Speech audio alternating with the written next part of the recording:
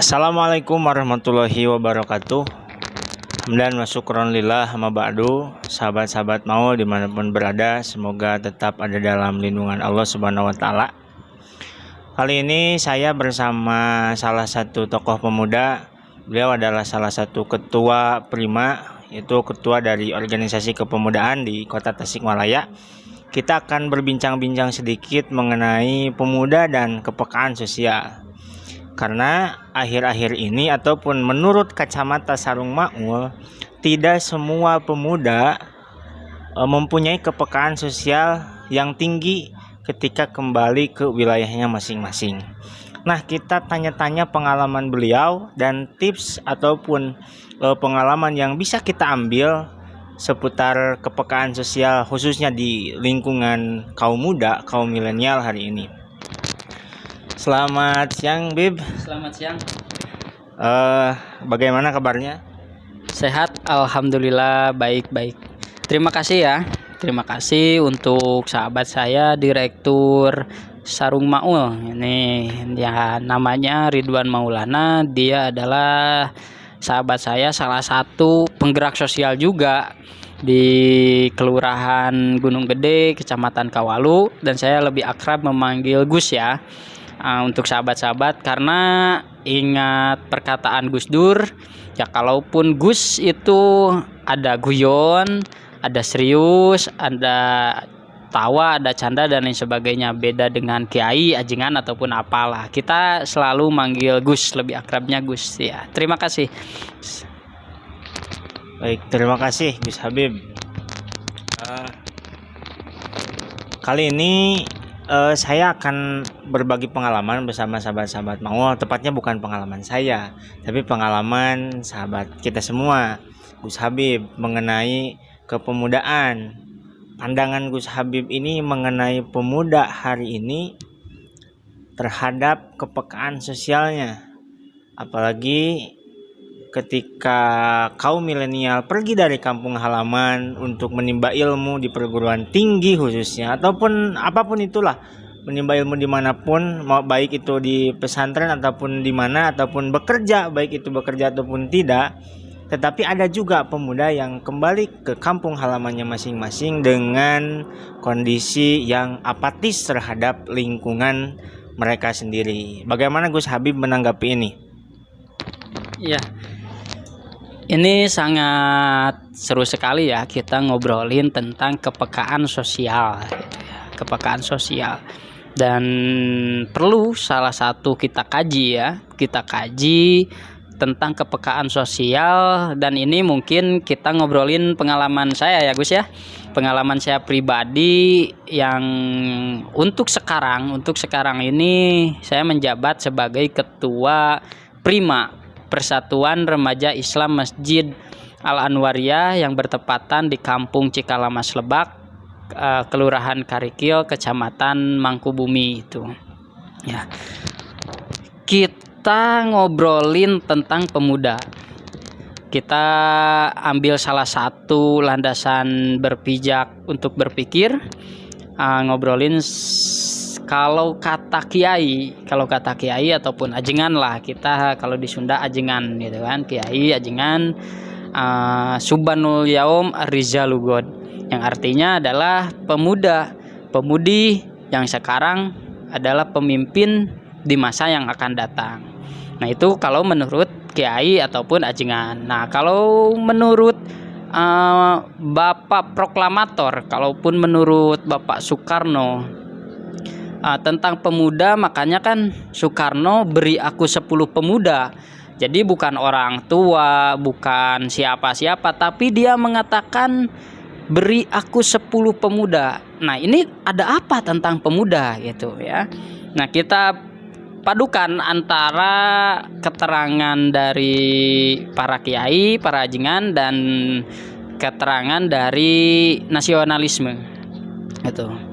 Nah, oh ya, lupa salah satu lagi menurut psikologis ya, menurut para kedokteran ataupun ya ahli-ahli kesehatan, yang dikatakan pemuda itu dari usia 18 tahun sampai 40 tahun sih menurut saya gitu kan. Kalau menurut saya sampai 40 tahun. Nah, kalau masih pemuda gitu bisa dikatakan pemuda, karena kalau di Sunda mah ada dua, Gus, ada dua, ada pemuda terus ada remako. Nah, cenah remako yang artinya remako teh remaja kolot gitu. Nah, kalaupun pemuda itu jadi 18 tahun sampai 40 tahun. Nah, kalau remako 40 sampai ya 60, 70. Nah, itulah gitu. Nah, kenapa kita padukan ini tiga antara keterangan kiai, ajengan, terus nasionalisme sama keterangan para medis gitu kan.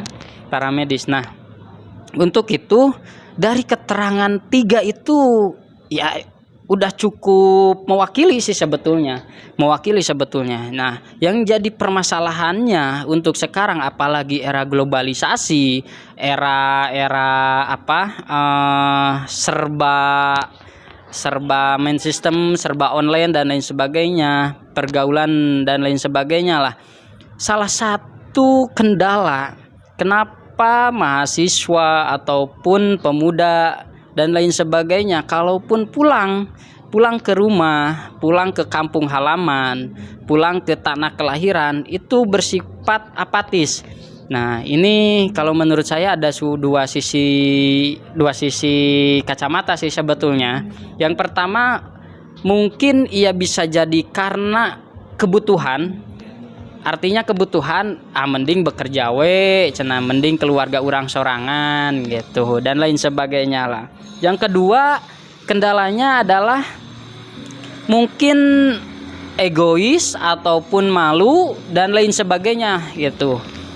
Nah, dari dua alasan itu, jadi kita tidak bisa peka terhadap sosial gitu ya. Tidak bisa peka terhadap sosial nih, sifat masyarakat seperti gimana. Nah, orang tua kita seperti gimana gitu dan lain sebagainya. Karena ya kalaupun pengalaman saya pribadi, saya menimba ilmu di Stainu Tasikmalaya, Sekolah Tinggi Agama Islam Nahdlatul Ulama. Kebetulan senior saya ini menjadi direktur Sarung Maul, sama juga kuliahnya di Stainu Tasikmalaya, cuman dia mengambil jurusan hukum. Nah, kalau saya tentang manajemen pendidikan Islam. Nah, untuk itu kalaupun sahabat-sahabat Maul yang pernah belajar khususnya di mahasiswa, menjadi mahasiswa S1 maupun D3 dan lain sebagainya, itu pernah belajar tentang trilogi perguruan tinggi ya. Ada pendidikan, ada penelitian, ada pengabdian itu. Nah, kita kupas satu-satu. Ya, pendidikannya ya kita menimba ilmu di S1, di SMA, SMP dan lain sebagainya gitu. Tapi jangan menutup kemungkinan nih. Mudah-mudahan ini menjadi ilmu ya untuk sahabat-sahabat yang tidak jangan berkecil hati lah. Oh, saya mah tidak kuliah jadi tidak paham. Nah, makanya dari podcast ini, dari perbincangan ini mudah-mudahan menjadi ilmu yang bermanfaat, menjadi motivasi. Nah, untuk pendidikannya ya kita kaji di sekolah-sekolah formal, non formal, informal dan lain sebagainya gitu kan, kita kaji. Nah, tidak cuman kita kaji, tapi harus diteliti. Dalam arti diteliti, ya ini ilmu seperti ini, ilmu A, kita diteliti, oh benar nggak gitulah, benar nggak, oh ini benar nggak ilmu seperti ini tuh kita terapkan. Nah, yang terakhirnya adalah pengabdian, yang mana mau setinggi apapun, mau sesukses apapun, mau seberhasil apapun, orang pasti tidak bisa melupakan tanah kelahirannya, tanah kampung halamannya. Oh, dia lahir di sana, dia lahir di kampung karakternya seperti itu dan lain sebagainya. Ya, makanya untuk sahabat-sahabat Maul ini menjadi salah satu motivasi untuk sahabat-sahabat semua yang tentang kepekaan sosial. Nah, tadi mengatakan pemuda-pemudi yang sekarang adalah pemimpin di masa yang akan datang, itu sangat betul. Jadi kalaupun pemuda, kalaupun pemudi sekarang yang bermales-malesan ataupun